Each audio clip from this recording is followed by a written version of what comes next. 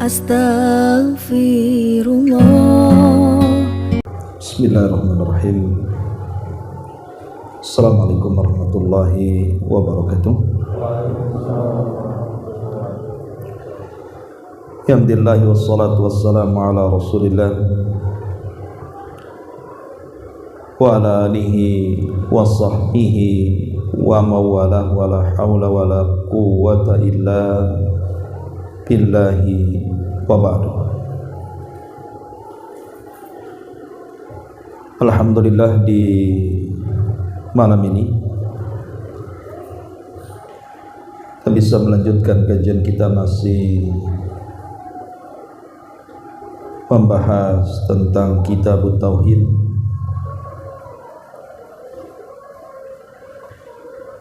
Dan kita sudah masuki bab qaulullah ta'ala, innaka la tahdi man ahbabta. Bab firman Allah subhanahu wa ta'ala, sesungguhnya engkau wahai Muhammad tidak mampu memberikan petunjuk kepada orang yang engkau cintai. Bab ini ditulis oleh pengarang menjelaskan bahwa wajibnya mengesahkan Allah dalam bab hidayah. Maksudnya meyakini bahwa hanya Allah lah satu-satunya yang dapat memberikan hidayah. Bahkan seorang nabi sekelas Nabi SAW tidak sanggup memberikan hidayah. Artinya hidayah itu di tangan Allah subhanahu wa ta'ala. Baik, kita akan baca dalil-dalil yang disebutkan oleh pengarang di dalam Kitab Tauhid ini. Wa fi sahih an Ibni al-Musayyib an abihi qala lamma hadartu Aba Talibin al-wafat ja'ahu Rasulullah sallallahu alaihi wasallam wa indahu Abdullah ibnu Abi Umayyah wa Abu Jahl. Faqala lahu ya ammi qul la ilaha illallah kalimatan uhajulaka biha indallah. Faqala lahu atarghabu am millati Abdul Muttalib. Fa'ada alaihi Nabi sallallahu alaihi wasallam fa'ada fakana akhiru ma qala huwa ala millati Abdul Muttalib wa aba an yaqula la ilaha illallah. Faqala an-nabiy sallallahu alaihi wasallam la astaghfiranna lak ma lam unha anka. Fa anzalallahu ma kana lin-nabi walladzina amanu an yastaghfiru lil musyrikin walau kanu ulil qurba. Wa anzalallahu fi Abi Talib innaka la tahdi man ahbabta walakinallaha yahdi man yasha wa huwa a'lamu bil muhtadin. Disebutkan dalam As-Sahih, maksudnya Sahih Bukhari, dari Ibni al-Musayyib, dari ayahnya, di mana ayahnya Musayyib mengatakan, tatkala aku melihat Abu Talib sudah mendekati saat wafatnya, maka datanglah Nabi SAW kemudian duduk di sampingnya. Tapi di samping Abu Talib juga ada Abdullah ibn Abi Umayyah dan Abu Jahal. Maka Nabi SAW mentalkin Abu Talib dengan mengatakan, wahai pamanku, ucapkan la ilaha illallah. Kalau engkau mengucapkan kalimat itu, aku akan berhujjah, engkau akan selamat di sisi Allah Subhanahu wa ta'ala.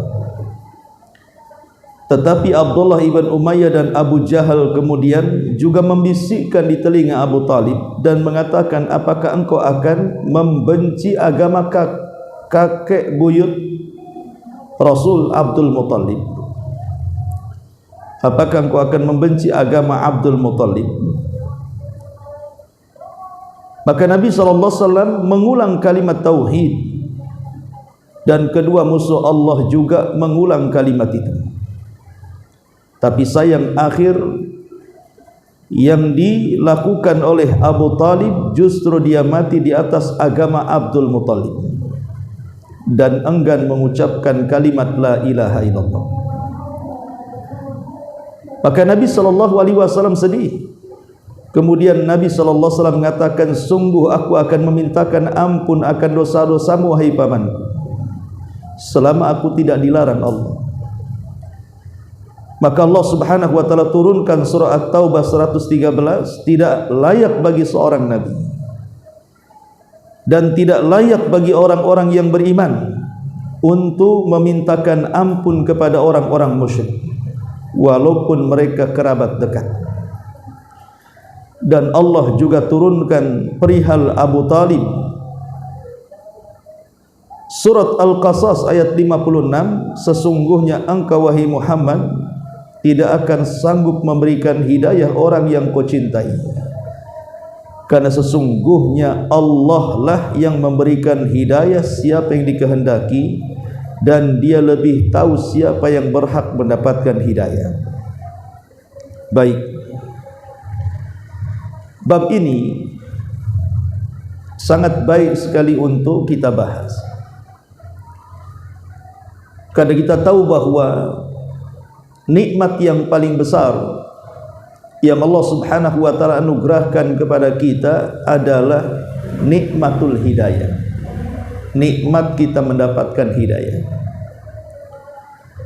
Makanya Imam Ibnul Qayyim rahimahullahu ta'ala mengatakan, tidak ada satupun nikmat yang Allah anugerahkan kepada manusia, sebutkan nikmat apapun, apakah nikmat rumah, nikmat kendaraan, nikmat kekayaan, nikmat pangkat jabatan, ataulah apalah yang kita senangi dari nikmat-nikmat dunia ini,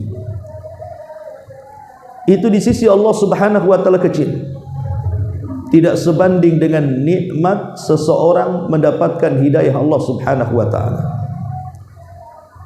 Jadi hidayah itu nikmat yang paling besar, melebihi nikmat dunia yang kita nikmati.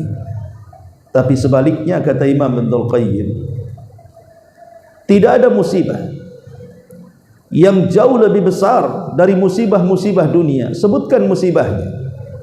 Apakah kefakiran? Apakah kemiskinan? Apakah sakit parah yang tidak bisa diobati? Ataukah terjadi kecelakaan? Ataukah terkena korban bencana alam? Ataukah sampai mengalami kematian? Karena musibah dunia ini paling tinggi mati. Tapi kata Imam Ibnul Qayyim, seberat-beratnya musibah dunia sampai pun mencapai kematian, itu belum seberapa dibandingkan musibah kesesatan. Seseorang disesatkan Allah, itu musibah. Karena sesat itu bukan hanya bencana dunia, tapi sesat itu adalah bencana akhirat. Kalau bencana dunia seperti yang kita lihat hari ini, adanya tsunami, gempa bumi, peperangan dan yang semacamnya, paling tinggi mati, selesai. Tetapi orang yang sesat ini mati saja tidak cukup. Dia akan mempertanggungjawabkan setiap kesesatannya, baik di kuburannya ataupun kelak setelah terjadi kiamatnya. Makanya kata Imam Ibnul Qayyim, tidak ada nikmat yang paling besar melebihi hidayah, dan tidak ada musibah yang lebih besar melebihi musibah kesesatan. Ma'asyiral muslimin wal muslimat wal muslimin rahimakumullah. Jadi dari sini pentingnya kita ini meminta dan mencari hidayah. Makanya saking pentingnya hidayah itu ikhwan, sampai-sampai dalam Islam itu minimalnya 17 kali kita mengatakan ihdinas siratal mustaqim. Ya Allah, berikan hidayah kepada jalanmu yang lurus. Dan itu dibaca setiap hari minimal 17 kali. Maksimalnya tidak terbatas, tergantung solat yang kita lakukan. 17 kali itu bagi yang melaksanakan solat wajib saja, yang 5 waktu. Kalau dia menambah dengan solat-solat sunnah yang jumlahnya banyak, tentu kalimat ini diucap bukan hanya 17 kali, bisa berkali-kali dalam sehari. Kenapa kemudian kalimat ini menjadi rutinitas setiap hari minimal 17 kali kita ucapkan kalimat ihdinas siratal mustaqim pada setiap solat-solat kita? Karena sekali lagi tidak ada nikmat yang lebih besar dibandingkan nikmat hidayah. Makanya kita minta setiap hari 17 kali. Karena betapa ruginya orang-orang yang tidak diberikan hidayah oleh Allah Subhanahu wa taala. Sudah susah di dunia, melarat di akhirat. Tapi orang yang dapat hidayah sekalipun dia sengsara di dunia, tapi dia akan mendapatkan sorga yang tidak diketahui nikmatnya. Dari sini pentingnya seseorang itu meminta hidayah. Bahkan Nabi SAW mengajarkan doa yang sangat singkat tapi syarat dan padat dengan makna. Justru yang pertama kali Nabi SAW mengajarkan doa itu bukan meminta yang lainnya, tapi meminta hidayah. Apa doa yang diajarkan kepada kita? Allahumma inni as'alukal huda wat tuqa wal afafa wal ghina. Ya Allah, aku meminta kepadamu agar engkau memberikan hidayah kepadaku. Setelah hidayah kau berikan takwa kepadaku. Setelah takwa kau berikan agar aku bisa menjaga kehormatan. Setelah kau jaga kehormatan, agar aku menjadi kaya hati. Lihat bagaimana doa yang baik ini Rasul mengajarkan kepada kita, memulai permintaannya kepada Allah Subhanahu wa taala dengan apa? Dengan hidayah. Allahumma inni as'alukal huda. Hidayah dulu baru takwa. Setelah takwa baru menjaga kehormatan. Setelah menjaga kehormatan baru meminta kekayaan. Jadi kaya itu belakang. Percuma orang kaya kalau dia tidak dapat hidayah dan tidak bertakwa. Percuma orang menjaga kehormatan kalau dia tidak dapat hidayah dan bertakwa. Betapa banyak orang-orang yang menjaga kesucian, berusaha untuk tidak meminta-minta, tapi dia tidak mentauhidkan Allah, tidak dapat hidayah, ataupun dia tidak bertakwa, dia tidak salat, mungkin dia tidak melaksanakan kewajiban-kewajiban yang lainnya. Lalu apa gunanya? Makanya kenapa hidayah itu prioritas utama sebelum meminta kekayaan. Sebab orang kaya kalau tidak dapat hidayah, apa yang dikatakan Nabi SAW, malun salih li rajulin salih. Harta itu akan diolah dengan baik kalau yang memegang orang baik. Artinya harta itu tidak akan diolah dengan baik kalau yang memegang harta itu bukan orang baik.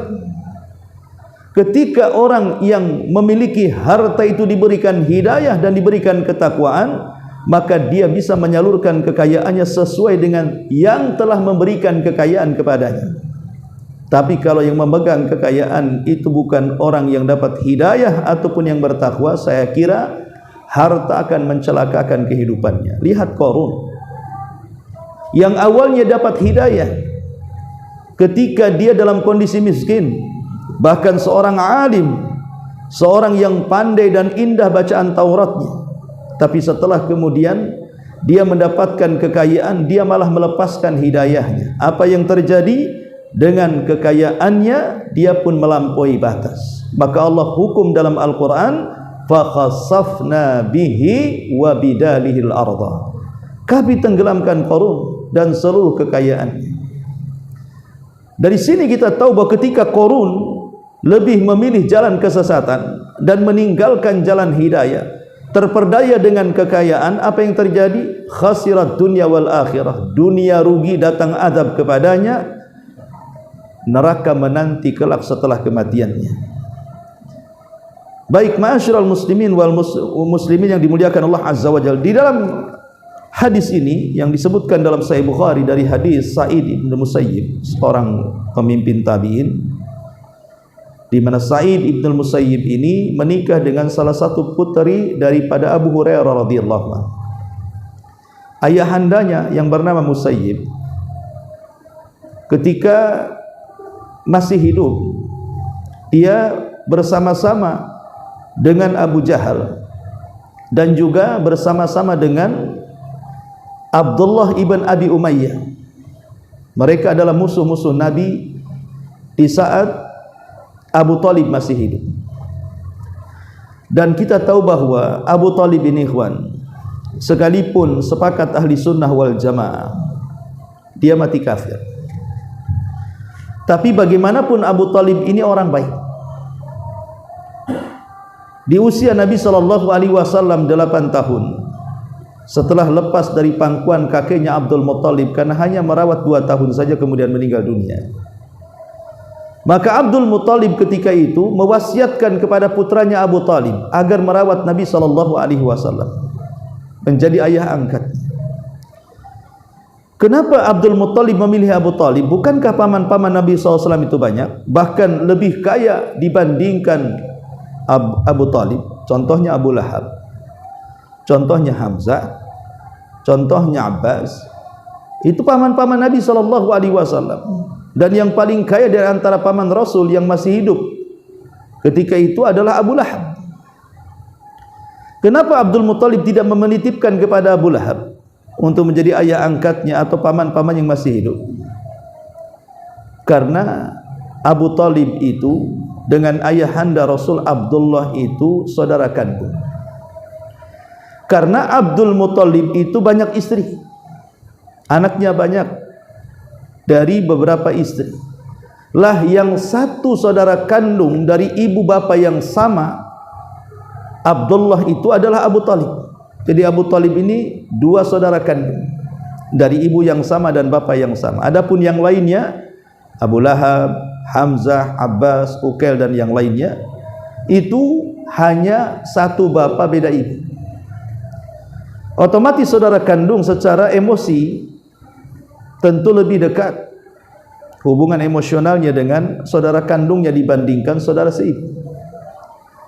Itulah kenapa Abdul Muttalib menitipkan kepada Abu Talib nasib Nabi SAW.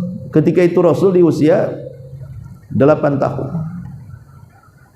Karena di usia 6 tahun ibunya meninggal. Kemudian dititipkan kepada kakeknya Abdul Muttalib, tapi 2 tahun meninggal. Kemudian diwasiatkan kepada Abu Talib untuk merawat Nabi. Maka Abu Talib pun menjadi ayah angkat bagi Nabi SAW sampai dari remaja hingga dewasa, hingga menjadi orang cerdas dan menikah dengan Khadijah. Bahkan setelah kemudian memiliki anak, kemudian Nabi diangkat menjadi Nabi dan Rasul, Abu Talib tetap melindungi Nabi layaknya anak sendiri. Dan siapa yang berani menyentuh Abu Talib, dia adalah Sayyidul Batha, pemimpinnya suku Quraisy di zaman itu. Makanya tidak ada yang berani menyentuh Nabi karena ada backing Abu Talib. Dari sini bahwa Abu Talib ini memiliki banyak sekali jasa melindungi Rasul. Apalagi di saat-saat permulaan dakwah Nabi SAW, ikhwan, di mana kelompok musuh Abu Jahal, CS, mereka berusaha menyakiti Nabi SAW, tapi terhalang dengan Abu Talib. Akhirnya mereka mendatangi karena tidak menyentuh Nabi, tidak sanggup menyentuh Nabi. Yang disentuh adalah Abu Talib, yang diancam adalah Abu Talib, dan mengatakan, ya Abu Talib, inna ibna akhi qad sabba alihatina wa saffaha dinana wa farraqa jama'atana. Wahai Abu Talib, anak saudaramu, maksudnya Nabi, dia sudah berani membodoh-bodohkan Tuhan-Tuhan kami, sudah berani menghina agama kami, bahkan sudah memporak-porandakan jamaah-jamaah kami, persatuan kami. Kalau engkau tidak mencegahnya, maka jangan halangi kami mencegahnya. Jadi kalau engkau tidak mencegah, artinya Nabi SAW disuruh diam, jangan berdakwah lagi, maka jangan halangi kami tidak berbuat sopan kepada anak saudaramu. Karena Abu Talib takut akan nasib Nabi SAW, keamanan Rasul, maka Abu Talib mendatangi Nabi, kemudian berusaha menasihati Nabi dan mengatakan, wahai putra saudaraku, orang-orang musyrik, Abu Jahal dan yang lainnya sudah mengancam dirimu. Kalau engkau tetap di atas dakwahmu, mereka akan melakukan hal-hal yang tidak pantas dilakukan untukmu. Sebaiknya berhenti dulu dalam dakwahmu.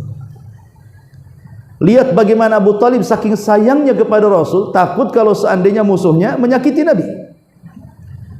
Tapi Nabi SAW, dia seorang Nabi, ditempa oleh Allah Subhanahu wa Ta'ala. Takut apa dengan orang-orang itu?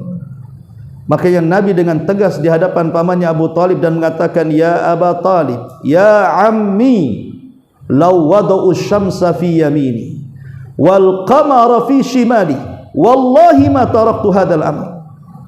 Wahai pamanku Abu Talib,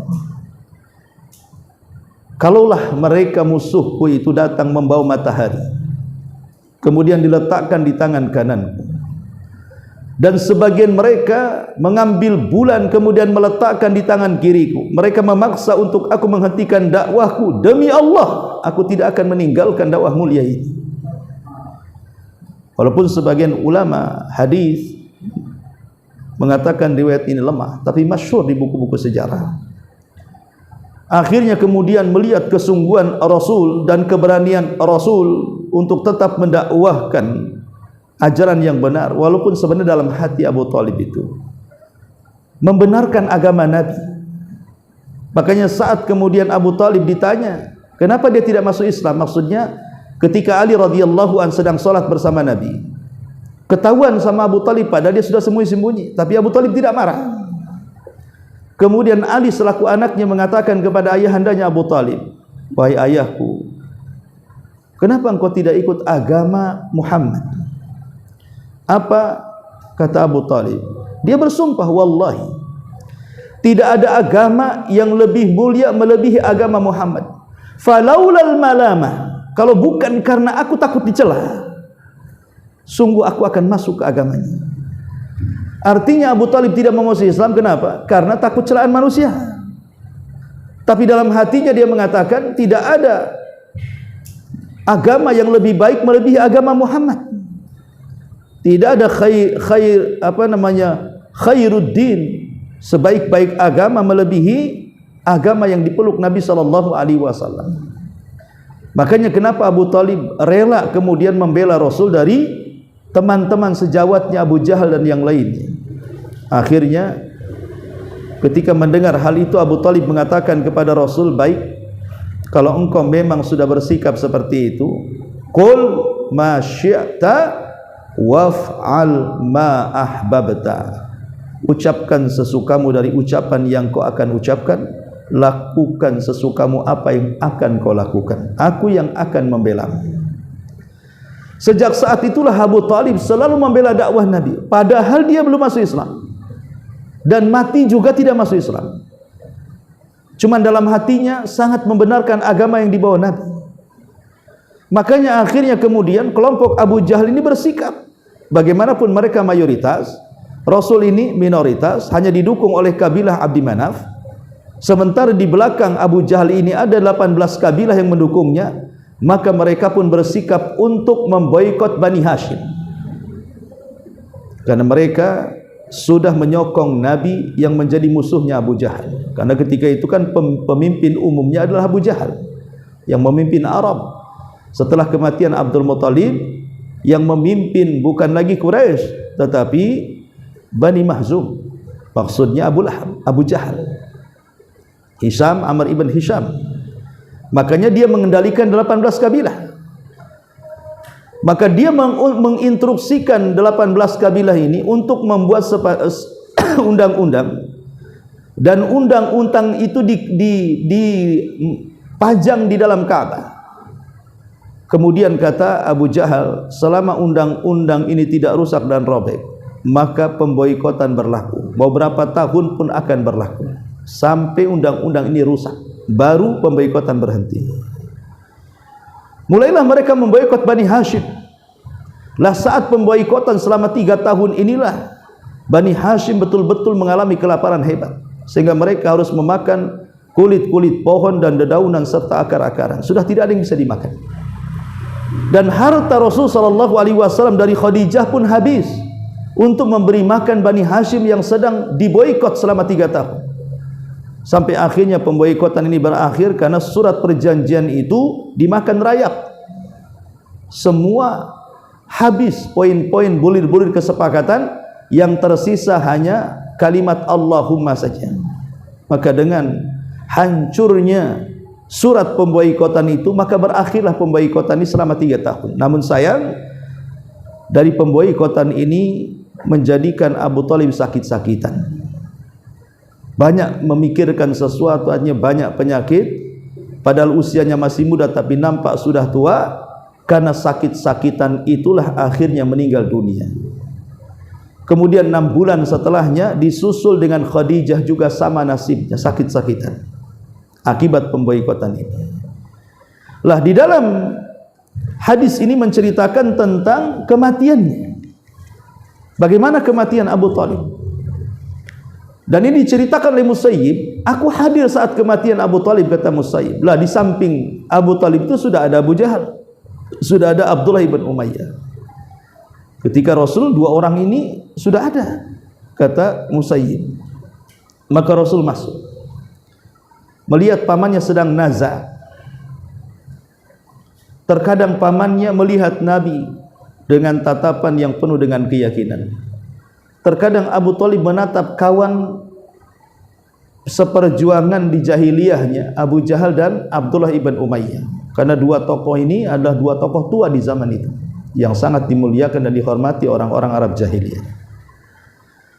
Maka Abu Thalib terjadi kebimbangan dalam hatinya, haruskah dia harus mengikuti anak dari saudaranya Rasulullah SAW, ataukah mengikuti agama teman-temannya? Maka Nabi SAW mencoba meyakinkan agar Abu Thalib di akhir-akhir hayatnya masuk Islam. Makanya Rasul SAW dengan penuh keyakinan pamannya mengucapkan kalimat la ilaha illallah. Maka Rasul mengatakan, ya ammi qul la ilaha illallah kalimatan uhajju bika indallah. Wahai pamanku, ucapkan kalimat la ilaha illallah. Dengan kalimat itu aku akan berhujah dengan Allah. Aku akan selamat. Tetapi kemudian Abu Jahal dan Abdullah ibn Umayyah pun mentalkinkan kalimat lain di telinga satunya dan mengatakan, ya Abu Thalib, apakah engkau akan mengucapkan kalimat itu dan benci dengan agama bapakmu Abdul Muttalib yang merupakan kakek daripada Nabi? Kau ingin memilih anak saudaramu atau memilih ayahmu sendiri Abdul Muttalib? Dan Abdul Muttalib agamanya penyembah berhala. Akhirnya kemudian sampai ruh terakhir keluar, tatapannya justru mengarah kepada Abu Jahal dan Abdullah ibn Umayyah, bukan kepada Nabi SAW. Artinya ruhnya yang terakhir keluar, tidak sepatah kata pun dia mengucapkan kalimat la ilaha illallah, seolah-olah dia memilih agama Abdul Muttalib, agama di atas kesyirikan. Sejak itulah Abu Thalib diponis oleh para ulama ahli sunnah wal jamaah kecuali Syiah mati dalam kondisi kafir. Kalau Syiah mengatakan Abu Thalib muslim, wajar, terutama Syiah Itsna Asyariyah yang memiliki 12 imam yang dikultuskan, yang setiap satu dari 12 imam itu masing-masing setara dengan Nabi. Lah 12 imam itu turunan siapa? Turunan Ali, dan Ali ini anak daripada Abu Thalib. Kalau imam 12 yang merupakan turunan Abu Thalib, kemudian Abu Thalib dikatakan kafir, berarti kan imam-imamnya keturunan orang kafir. Makanya mereka menganggap Abu Talib itu sebenarnya dia mengucapkan kalimat la ilaha illallah, cuman Rasul tidak dengar aja katanya. Macam Rasul tidak dengar? Mungkin dia mengucapkan dalam hatinya katanya. Itulah hujahnya orang-orang Syiah. Sehingga mereka berseberangan dengan kita, mengatakan Abu Talib Muslim, maka kita katakan Abu Talib kafir karena dia tidak mengucapkan kalimat tauhid. Syarat masuk Islam itu mengucapkan tauhid tidak cukup dalam hati. 1000 kali mengucapkan dalam hati tidak dikatakan masuk Islam. Karena syarat masuk Islam adalah an-nutqu, diucapkan kalimat. Bukan diucapkan dalam hati, tapi diucapkan lewat lisan. An-nutqu bi syahadataini, mengucapkan dengan 2 kalimat syahadat. Itulah baru orang ini dikatakan masuk Islam. Kalau dia mengucapkan 2 kalimat syahadat dalam hatinya dikatakan masuk Islam, maka Abu Talib tidak perlu kemudian didikte untuk mengucapkan kalimat la ilallah. Kenapa? Karena dalam hati Abu Talib sudah menganggap Rasul benar. Makanya harus diucapkan baru dikatakan masuk Islam. Ma'asyiral muslimin yang dimuliakan Allah Azza wa Jalla, saking sedihnya Rasul saat kematian Abu Talib, mengenang bagaimana jasanya yang tidak bisa dibalas, sehingga Nabi SAW sedih. Kenapa nasibnya harus meninggal di atas agama kesyirikan, bukan di atas agama tauhid? Setiap malam Nabi SAW memintakan ampun kepada Allah. Ya Allah, ampunilah dosa-dosa Abu Talib. Ya Allah, ampunilah dosa-dosa Abu Talib. Kata Nabi SAW, aku akan terus memintakan ampun selama Allah tidak melarang aku. Sampai beberapa malam terus Rasul mengatakan, Allahumma gfirli Abi Talib, ya Allah ampuni dosanya Abu Talib. Tapi apa yang terjadi? Allah malah turunkan ayat surah At-Taubah, ma kana lin nabi walladzina amanu an yastaghfiru lil musyrikin walau kanu lil qurba. Tidak layak bagi seorang nabi, bahkan orang-orang yang beriman, untuk memintakan kepada Allah akan ampunan orang-orang yang mati di atas kesyirikan, walaupun mereka kerabat dekat. Tidak boleh sebaik apapun orang kafir yang sudah berbuat baik kepada kita, kalau mati di atas kekafiran, haram hukumnya memintakan kepada Allah akan ampunan dosa-dosanya. Abbas, salah satu paman Nabi SAW yang masuk Islam. Karena begini ikhwan, paman Nabi SAW itu ada 10, tetapi yang masih hidup saat Nabi SAW diangkat menjadi Nabi dan Rasul itu 4 orang. Pertama Abu Lahab, yang kedua Abu Talib, yang ketiga Hamzah, yang keempat Abbas. Itu paman Rasul yang masih hidup saat Nabi diangkat jadi Nabi. Tapi sayang dari keempat pamannya ini, 2 mukmin, 2 kafir. Yang 2 mukmin Hamzah dan Abbas, dua-duanya masuk Islam dan menjadi sahabat terbaik Nabi SAW. Paman plus juga sahabat Nabi. Tapi yang 2 kafir, Abu Lahab, sampai turun suratul Lahab, tabbat yada abi lahabi wa tab, karena dia orang yang menentang dakwah Nabi pertama kali, bahkan bersepakat dengan istrinya menyakiti Rasul, bahkan mengompori orang-orang Quraisy untuk menghina dan memusuhi Nabi dengan berbagai macam cara. Maka Abu Lahab dikutuk sampai kiamat. Yang satunya walaupun tidak masuk Islam, Abu Talib justru sangat baik dengan Nabi, sangat baik dengan Nabi walaupun dia tidak masuk Islam. Abu Talib, artinya bahwa di antara paman Rasul yang masuk Islam itu 2 orang, Hamzah dan Abbas. Satu hari Abbas ini dia mendekati Nabi SAW. Kemudian kata Abbas radhiyallahu an di hadapan Rasul, ya Rasulullah, ma aghnaita an ammika Abi Talib, an ammika Abi Talib. Rasul, kata Abbas, dia pamannya, apakah tidak cukup kebaikan pamanmu sewaktu hidup kepadamu? Adakah sesuatu yang bermanfaat untuk dia di akhirat? Maka Nabi SAW mengatakan, ya ammi, wahai pamanku Abbas, huwa fi dhahdahi min narin walaula ana lakana fi darkil asfali minan nar. Ya, betul, sangat bermanfaat kebaikannya kepadaku. Masalahnya dia mati kafir. Harusnya orang seperti Abu Talib ini digulung oleh ombak neraka. Kalau bukan permintaanku kepada Allah Subhanahu wa taala agar diringankan azabnya, niscaya Abu Talib itu diletakkan di intip neraka yang paling dalam. Aku yang meminta kepada Allah keringanan azabnya, dan ini disebut dengan syafaatul khassah namanya, syafaat yang khusus untuk Abu Talib. Satu-satunya orang kafir yang diringankan azabnya di neraka, diletakkan di sandal neraka, di mana nerakanya hanya sampai di tumitnya saja, tapi itu sudah mendidihkan kepalanya. Ma'asyiral muslimin yang dimuliakan Allah Subhanahu wa taala, dengan kematian Abu Talib tentu Nabi SAW sangat sedih, apalagi setelah turun firman Allah Subhanahu wa taala surah At-Taubah tadi, di mana Allah menolak permintaan mohonnya Rasul akan ampunan Abu Talib. Maka kemudian Allah Subhanahu wa taala menjelaskan kenapa permohonannya ditolak. Padahal Rasul sangat mencintai Abu Talib dengan tulus memintakan ampun. Maka turunlah surah Al-Qasas ayat 56 di sini. Innaka la tahdi man ahbabta walakinallaha yahdi may yasha. Hai Muhammad, engkau tidak akan bisa berikan hidayah kepada orang yang kau cintai. Kenapa?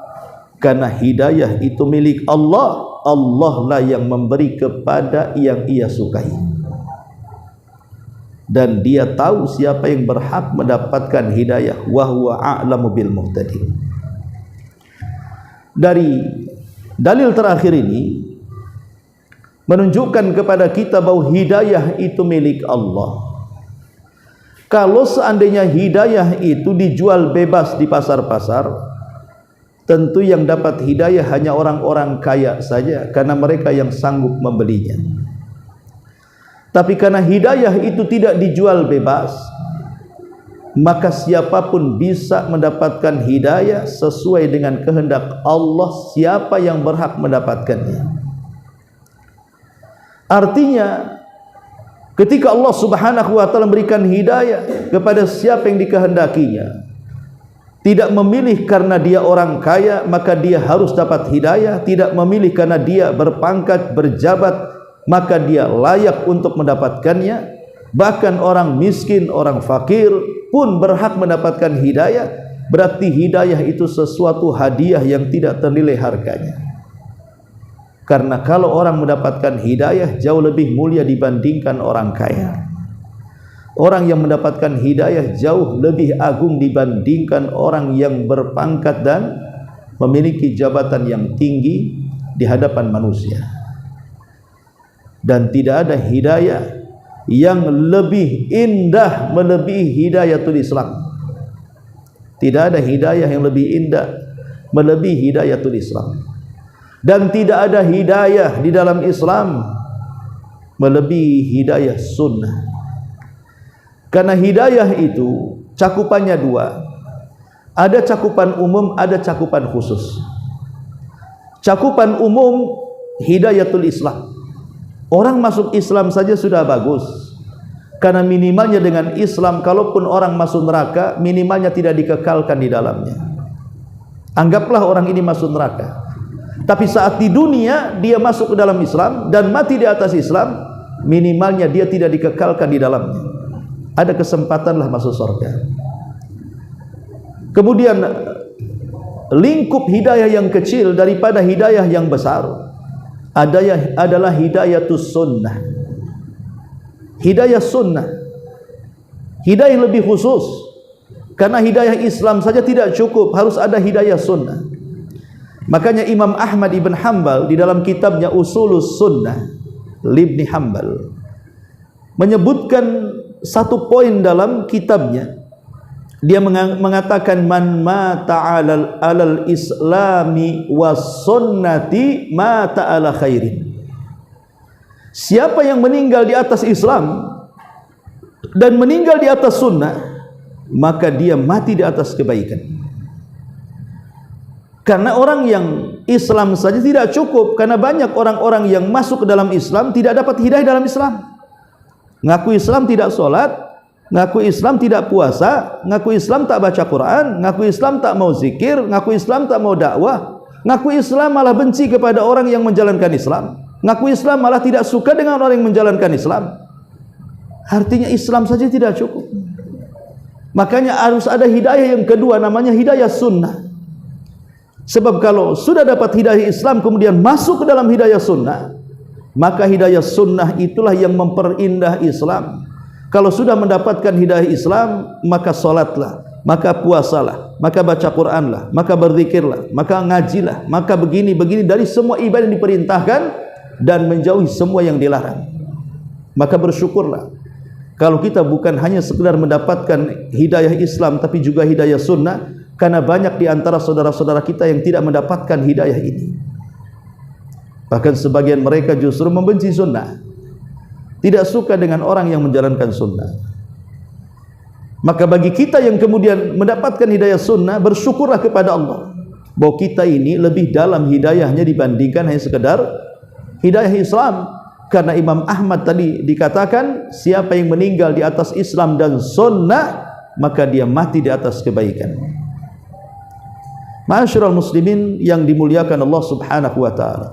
Lalu bagaimana caranya kita menempuh jalan hidayah ini? Dan apa penyebab orang diharamkan dari hidayah ini? Pertama, kalau ingin mendapatkan hidayah, mintalah kepada Allah hidayah. Minta kepada Allah hidayah.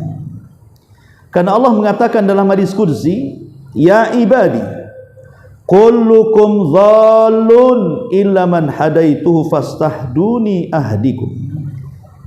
Fastahduni ahdikum. Allah mengatakan dalam hadis qudsi, wahai hambaku, kalian dulu tersesat kecuali orang yang kuberikan hidayah. Maka mintalah hidayah kepadaku, aku akan beri hidayah kepadamu. Maka dalam setiap solat kita, kalau kita membaca surah Al-Fatihah itu, coba renungkan setiap ayat-ayatnya, terutama ketika sampai kepada bacaan ihdinas siratal mustaqim. Sungguh-sungguhlah membaca ayat ini, karena ayat inilah rahasia kenapa solat itu bisa mencegah perbuatan keji dan mungkar. Innas salata tanha anil fahsya'i wal munkar. Sesungguhnya solat itu bisa mencegah perbuatan keji dan mungkar. Bisanya mencegah perbuatan keji dan mungkar bagi orang yang salat itu karena rahasianya ada di kalimat ihdinas siratal mustaqim. Ya Allah, berikan hidayah kepadaku, berikan hidayah kepadaku. Kalau betul-betul Allah memberikan hidayah dalam salatnya, maka setelah salat tidak mungkin dia masuk pada perbuatan keji dan mungkar. Sudah dapat hidayah. Dan ini juga sebagai jawaban yang mengatakan Rasul, bukankah salat mencegah perbuatan keji dan mungkar? Banyak ke orang yang salat masih makan riba, banyak orang salat masih berdusta, banyak orang yang salat curang dalam berdagang, banyak orang yang salat zalim, dan begitu seterusnya. Maka jawabannya karena dia tidak sungguh-sungguh dalam salatnya meminta hidayah. Dia tidak sungguh-sungguh mengucapkan ihdinas siratal mustaqim. Makanya wajar kalau dia masih melakukan perbuatan keji dan mungkar padahal dia salat. Ma'asyiral muslimin yang dimuliakan Allah Azza wa Jalla, pertama minta kepada Allah hidayah. Yang kedua, ta'dhimu nususil kitabi was sunnati wal amalu biha. Agungkan nas-nas Al-Quran dan juga sunnah dan berusaha untuk mengamalkan. Karena Al-Quran adalah hidayah, sunnah juga adalah hidayah, dan mengamalkannya adalah mengamalkan hidayah. Nabi SAW mengatakan, taraktu fikum amraini, kutinggalkan kepada kalian dua perkara. Maksudnya sepeninggal diriku, kata Nabi. Taraktu fikum amraini, in tamassaktum bihima falan tadillu abada. Kalau engkau berpegang dengan keduanya, maksudnya Al-Quran dan Sunnah, kalian tidak akan sesat selamanya. Artinya kalian pasti dapat hidayah. Kemudian Rasul mengatakan, kitabullah wa sunnati, Dua perkara itu adalah Al-Quran dan Sunnah. Makanya saat Allah Subhanahu wa ta'ala menurunkan Adam, Iblis dan Hawa dari sorga, dan Allah Subhanahu wa ta'ala katakan, Qul nahbitu minha jami'ah, keluar kalian semua, hei Adam, Hawa dan Iblis, ke dunia. Diusir tiga-tiganya dari sorga. Akhirnya tiga-tiganya pun diturunkan ke bumi. Setelah tiga-tiganya diturunkan ke bumi, maka Allah mengatakan, fa imma ya'tiyannakum minni hudan, fa imma ya'tiyannakum minni hudan fala khaufun alaihim walahum yahzanun. Dalam ayat yang lain, fala yadhillu wala yashqa. Maka Allah mengatakan, setelah kalian turun ke bumi, aku akan turunkan hidayahku untuk kalian. Siapa yang mengamalkan hidayahku, dia tidak akan takut dan tidak akan sedih. Dalam ayat yang lain, dia tidak mungkin celaka dan tidak mungkin tersesat. Para ulama tafsir mengatakan, apa yang dimaksud hidayah yang Allah turunkan kepada Adam, Hawa dan Iblis dan anak turunan mereka sampai hari ini, bahkan sampai kiamat? Ahli tafsir mengatakan yang dimaksud hidayah di sini adalah diturunkannya kitab-kitab langit dan diutusnya rasul-rasul pilihan Allah Subhanahu wa ta'ala. Itulah hidayah. Jadi ketika Allah Subhanahu wa ta'ala turunkan Taurat, kemudian diserahkan kepada Nabi Musa, maka di zamannya Taurat dan Musa adalah hidayah bagi Bani Israel. Siapa yang ikut Musa, mengamalkan ajaran Taurat, maka dia di atas hidayah. Sekali lagi, di zamannya. Karena setelah turun Zabur dan diutusnya Daud beralih kitab, maka siapa yang ikut Zabur dan Daud, maka dia dapat hidayah di zamannya. Tapi tidak kekal sampai turun Injil dan diutusnya Isa. Maka Bani Israel di zaman Injil turun dan Isa bin Maryam diutus, siapapun yang memegang Injil dan mengikuti Isa, maka mereka dapat hidayah. Tapi itu pun berlaku di zamannya sampai turunnya Al-Quran dan diutusnya Nabi kita Muhammad sallallahu alaihi wasallam. Siapa yang berpegang dengan Al-Quran dan sunnah Rasul, maka dia dapat hidayah. Adapun hidayah-hidayah sebelumnya terhapuskan dengan turunnya Al-Quran dan juga diutusnya Rasul, karena hidayah sebelumnya hanya berlaku di zaman mereka masing-masing saja. Betul Nabi Musa seorang Rasul, diutus kepada seluruh manusia di zamannya, dan juga Rasul sallallahu alaihi wasallam seorang Rasul, juga diutus kepada manusia secara keseluruhan. Bedanya kerasulan Musa dan kerasulan Nabi kita Muhammad sallallahu alaihi wasallam, atau kerasulan Nuh dan juga kerasulan Nabi kita, atau kerasulan Isa dan kerasulan Nabi kita Muhammad sallallahu alaihi wasallam. Kalau mereka diutus kepada seluruh manusia di zamannya, tapi kerasulan Muhammad sallallahu alaihi wasallam diutus kepada seluruh manusia, baik pada zamannya atau setelah zamannya. Baik Rasul masih hidup ataupun Rasul masih mati, ajarannya tetap menyebar kepada seluruh manusia, baik di zaman Rasul masih hidup ataupun di luar zaman Nabi setelahnya, sampai kepada kita, bahkan sampai kepada kiamat. Ajaran dan aturan Rasul, kemudian ajaran dan aturan Al-Quran akan berlaku sampai hari ini, bahkan sampai kiamat dibangkitkan. Itulah bedanya kerasulan Rasul-Rasul sebelum Muhammad sallallahu alaihi wasallam. Mereka hanya diutus kepada seluruh manusia, tapi pada zamannya saja. Tapi Rasul pada zamannya dan pada selain zamannya. Maka kalau ingin dapat hidayah, kembali kepada Al-Quran, kembali kepada sunnah Nabi sallallahu alaihi wasallam, yang keduanya sudah dipahami oleh manusia terbaik yang disebut dengan salafus saleh, sahabat, tabi'in dan tabi'u at-tabi'in. Yang ketiga, tilawatul Quran wa tadabburuhu wal amalu bi. Kalau ingin dapat hidayah, akrablah dengan Al-Quran. Baca Quran, renungkan Quran, amalkan Quran. Karena Al-Quran adalah hidayah. Allah sebut dua ayat dalam Al-Quran bahwa Quran itu adalah hidayah umum dan hidayah khusus. Adapun hidayah umum Allah sebutkan dalam surah Al-Baqarah, ketika membicarakan tentang ayat-ayat Ramadan. Apa kata Allah? Syahrul Ramadhan alladzi unzila fihi al-Qur'an hudalin nasi wa bayyinatin minal huda wal furqan. Bulan Ramadan itu bulan diturunkan Quran, dan Al-Quran itu hudalin nas, dia petunjuk bagi manusia. Secara umum Al-Quran itu petunjuk kepada manusia, mu'minuhum wa kafiruhum, baik orang mukminnya atau kafirnya. Tapi Al-Quran juga adalah hidayah khusus yang Allah sebutkan di permulaan Al-Baqarah juga. Alif Lam Mim, dzalikal kitabu la raiba fihi hudan lil muttaqin.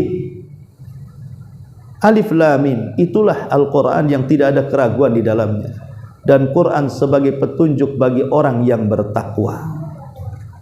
Pertama Allah mengatakan hudalin nas, dia adalah hidayah bagi semua manusia mukmin atau kafir. Tapi ayat yang kedua yang saya baca adalah khusus hidayah kepada orang yang bertakwa. Lalu apa bedanya? Bedanya Allah khususkan hidayah Al-Quran kepada orang yang bertakwa itu karena yang bisa memahami Al-Quran, membaca Al-Quran, mengamalkan Al-Quran hanya orang yang bertakwa, yang mengambil manfaat Al-Quran. Sekalipun Al-Quran itu hidayah bagi semua manusia, tapi yang mengambil manfaatnya hanya orang-orang yang bertakwa.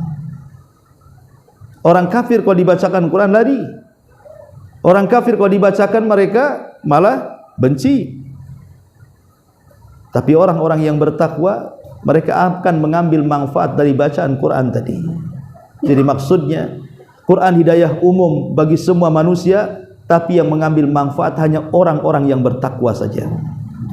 Tapi intinya bahwa kalau ingin dapat hidayah, akrabkan diri kita dengan Quran.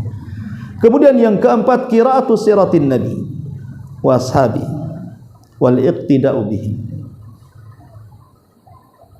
Sering-seringlah mempelajari sirah Nabi dan juga sirah para sahabat. Karena sirah itu, kata Sufyan Ats-Tsauri, jundun min junudillah. Dia adalah tentara dari tentara Allah Subhanahu wa ta'ala. Dia bisa membangkitkan orang malas jadi semangat. Dia bisa membangkitkan orang yang sedih menjadi bahagia. Dia bisa membangkitkan semangat sirah itu. Kalau orang kena musibah membaca sirah bisa ringan musibahnya. Kalau orang sedang sakit membaca sirah semakin tenang walaupun dia sedang sakit. Karena rupanya orang-orang terdahulu ada yang lebih parah daripada dia. Dan begitu seterusnya. Baik, kalau kita jelaskan satu persatu dengan dalil-dalilnya tentu lambat karena waktu. Kita baca secara singkat saja. Yang kelima, bermajlislah dengan orang-orang soleh. Jangan punya kawan orang jahat. Jangankan orang yang belum dapat hidayah, orang yang sudah dapat hidayah saja, kalau kawannya orang yang tidak dapat hidayah, dia terpengaruh. Maka carilah teman-teman yang soleh, karena teman-teman yang soleh itu baik di dunia dan akan manfaat di akhirat. Yang keenam, mujahadatun nafsi, sungguh-sungguh di dalam menempuh jalan hidayah. Kalau kita sudah mendapatkan hidayah sunnah, jangan malas ibadah, jangan malas untuk menginjakkan kaki di pengajian, karena hanya dengan ilmu kita mendapatkan keutamaan. Hanya dengan ilmu kita bisa membedakan mana hak, mana yang batil. Dengan ilmu kita bisa bedakan mana yang ikhlas, mana yang tidak, dan begitu seterusnya. Kemudian yang nomor 7, fi'lu ta'ah, istiqomahnya di dalam perbuatan ketaatan. Istiqomah. Jangan kemudian semua dibuat puasa Daud. Kadang melakukan, kadang pray, kadang melakukan, kadang libur. Enggak, istiqomah. Dan definisi istiqomah itu sebagaimana sabda Rasul adalah khairul a'mal adwamuha wa in qalla. Sebaik-baik amal itu adalah yang sedikit tapi istiqomah. Kemudian yang nomor 8, tadzakkur al-akhirah, ingat akhirat. Ingat akhirat. Kemudian yang ke-9, muhafadzatu 'alas salawat, jaga salat yang 5 waktu. Kemudian yang nomor 10, dzikrullahi azza wajalla. Jadikan lisan ini basah dengan zikir, karena itu adalah sebab ketenangan hati dan sebab datangnya hidayah. Dan yang terakhir, hudur majalisil ilmi. Sering-seringlah hadir di majelis-majelis ilmu, karena itu majelis hidayah masalahnya. Jangan malas untuk hadir di majelis ilmu. Inilah 11 perkara yang bisa merangsang hidayah. Tapi di sana ada orang-orang yang diharamkan mendapatkan hidayah karena 10 sebab. Pertama, dia berpaling dari hidayah, artinya berpaling dari Al-Quran dan Sunnah, tidak mau akrab dengan Quran, apalagi menjalankan Sunnah. Yang kedua, al-i'jab bil zalim, bangga dengan orang-orang yang sesat, bangga dengan tokoh-tokoh sesat, mengagungkan tokoh-tokoh sesat. Apabila dia berpidato, dia menukilkan kalam-kalam orang sesat, filsafat, filosof-filosof ya dari Yunan, dari Aristoteles, Plato atau apa kan itu. Ingat, tokoh-tokoh Islam yang baik itu tidak kurang, banyak. Rasul, para sahabat, para tabi'in, tabi'ut tabi'in, ulama mazhab banyak. Kenapa mesti menukilkan ucapan-ucapan orang-orang yang sesat, orang-orang kafir, ya? Kemudian yang nomor 3, al-jahlu fi syariah, jahil, tidak tahu syariat, ya kebodohan karena tidak ngaji masalahnya. Maka orang yang bodoh susah dapat hidayah. Kemudian yang keempat, fi'lul munkarat, banyak melakukan kemungkaran, tenggelam dalam maksiat, terjerembab dalam dosa, susah dapat hidayah. Hentikan maksiat. Kemudian yang kelima, mujalasatul fasidin, berkawan dengan orang-orang rusak. Kalau berkawan dengan orang rusak susah dapat hidayah. Kemudian yang nomor 6, ittiba hawa nafs, mengikuti hawa nafsunya, mengikuti syahwatnya. Mau maksiat bukannya ditahan, malah diikuti maksiatnya. Yang nomor 7, al-i'rad anit tafkir fid daril akhirah, tidak mau memikirkan kehidupan setelah kematian. Dia bersenang-senang di dunia, dia tidak tahu bahwa setelah kematian ada kehidupan, setelah kematian ada balasan, setelah kematian ada hisab. Dia tidak paham, makanya berpaling dari hidayah. Kemudian yang nomor 8, ittiba khutuwati syaitan, mengikuti langkah-langkah setan. Pada Allah mengatakan bahwa setan itu musuh yang nyata bagi kita, tapi kita masih saja mengikuti langkah-langkahnya. Kemudian yang nomor 9, at-ta'assub lil batil wa taqlidu lil aba, fanatik kepada tokoh-tokoh tertentu, ta'assub dengan kebatilan. Padahal Ibnu Taimiyah mengatakan la yajuz at-ta'assub li ahadin siwan nabi wa la yajuz at-ta'assub li ta'ifatin siwa ashabi Rasulillah. Tidak boleh meletakkan fanatik kepada perorangan kecuali kepada Nabi. Tidak boleh meletakkan fanatik kepada kelompok kecuali kepada sahabat Nabi. Kata Syekhul Islam Ibnu Taimiyah, kalau fanatik kepada perorangan, fanatik kepada Nabi. Kalau fanatik kepada kelompok, fanatik kepada sahabat. Jangan fanatik kalau perorangan ke tokoh ini, tokoh itu, enggak. Karena selain Nabi itu perkataannya bisa ditolak, bisa dicampakkan. Sebagaimana perkataan Imam Malik saat dia duduk di tiang Masjid Nabawi, dia pandang kuburan Nabi sambil menunjuk kuburan Nabi. Apa kata Imam Malik? Dia mengatakan, kullu qaulin yu'khad wa yutrak illa sahib hadzal qabr. Setiap umat ini ucapannya diambil dan dicampakkan kecuali ucapan orang ini. Maksudnya Nabi SAW. Kalau fanatik kepada perorangan, fanatik kepada Nabi. Kalau fanatik kepada kelompok, jangan fanatik kepada yayasan, kepada partai, kepada kelompok, ya, hanya fanatik kepada sahabat, karena mereka jalan keselamatan. Kemudian yang terakhir, yang ke-10, adamul isghali nusin nasihin, tidak mau menerima nasihat orang-orang yang menasihati dengan tulus, menolak nasihat, sombong, membusungkan dada. Maka 10 perkara ini yang menjadikan kemudian orang terhalang hidayah. Lalu bagaimana caranya kita ini supaya lebih istiqamah di atas hidayah? Penekanannya ada 7. Kalau kita sudah dapat hidayah, ingin istiqamah, penekanannya di 7 perkara. Pertama, ikhlas dan doa. Ikhlas, hanya semata-mata karena Allah, dan berdoa agar kita senantiasa ditetapkan di atas hidayah. Ya muqallibal qulub, tsabbit qalbi ala ta'atik. Wahai zat yang membolak-balikan hati, tetapkan hatiku di atas ketaatan kepada-Mu.